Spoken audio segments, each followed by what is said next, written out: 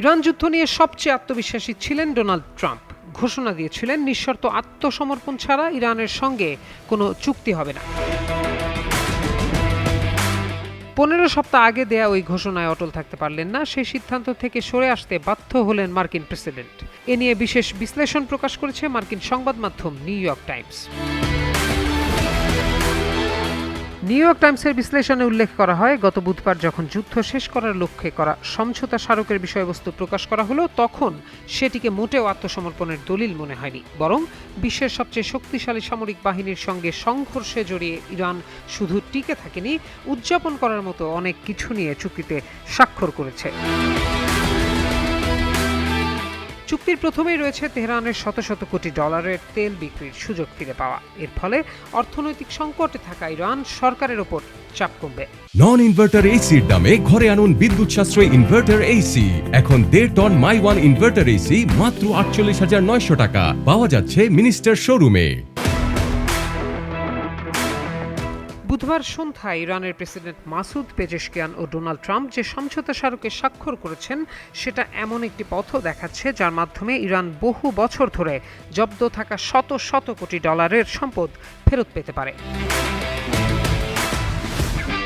অভিযান শুরুর সময় ট্রাম্প বলেছিলেন তার লক্ষ্য ইরানের পারমাণবিক ও ক্ষেপণাস্ত্র কর্মসূচি সম্পূর্ণ ধ্বংস, সরকারের পতন। বাস্তবে সেসবের কিছুই হয়নি। ট্রাম্পের রিপাবলিকান দলের কট্টরপন্থীরা চুক্তি নিয়ে ইতিমধ্যে আপত্তি জানাতে শুরু করেছেন। কট্টর ইহুদিবাদী ইসরায়েল সরকারও আপত্তি জানিয়েছে। আলোচনার বাইরে রাখা হয়েছে তাদের। নিউ ইয়র্ক টাইমস জানায়, এই যুদ্ধে যুক্তরাষ্ট্র শত শত কোটি ডলার ব্যয় করেছে। এতে 13 জন মার্কিন সেনা এবং 3000-এর বেশি ইরানি নিহত হয়েছেন। নিউ ইয়র্ক টাইমসের মতে, ট্রাম্প কেন এত দ্রুত যুদ্ধ শেষ করতে চেয়েছেন সে বিষয়ে সম্ভবত সবচেয়ে পরিষ্কার উত্তর দিয়েছেন ট্রাম্প নিজেই। বুধবার ফ্রান্সের হোটেল রয়্যালে সাংবাদিকদের তিনি বলেন, তিনি চাননি তার সঙ্গে হারবার্ট হুভারের তুলনা করা হোক। হুভার ছিলেন সেই মার্কিন প্রেসিডেন্ট যার আমলে শেয়ার বাজারে ধস নেমেছিল এবং শুরু হয়েছিল মহামন্দা। ট্রাম্প বলেন, হুভার সবসময় এমন এক ব্যক্তি ছিলেন যার মতো আমি হতে চাইনি, আমি অর্থনৈতিক বিপর্যয় দেখতে চাইনি। পরে মার্কিন প্রেসিডেন্ট ট্রাম্প বলেন, যুদ্ধ চলতে থাকলে বিশ্বে জ্বালানি তেলের মজুদ ফুরিয়ে যেতে শুরু করত।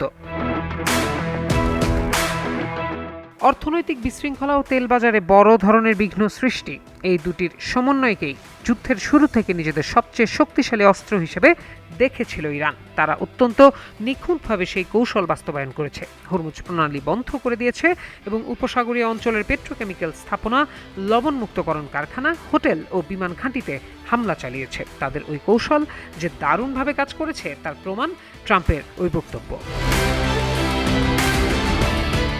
ইরান যুদ্ধ যদি শেষ পর্যন্ত ইরানের নেতৃত্বকে অস্থিতিশীল করে তুলত এবং দেশটিতে গণঅভ্যুত্থান হতো, তাহলে তিনি কৃতিত্ব দাবি করতে পারতেন। কিন্তু আপাতত মনে হচ্ছে ঠিক উল্টো ঘটনাই ঘটছে। বরং বলা যায়, ট্রাম্প নতুন নেতৃত্বকে আরও শক্তিশালী করে তুলেছেন। প্রত্যয় দাস, যুগান্তর নিউজ।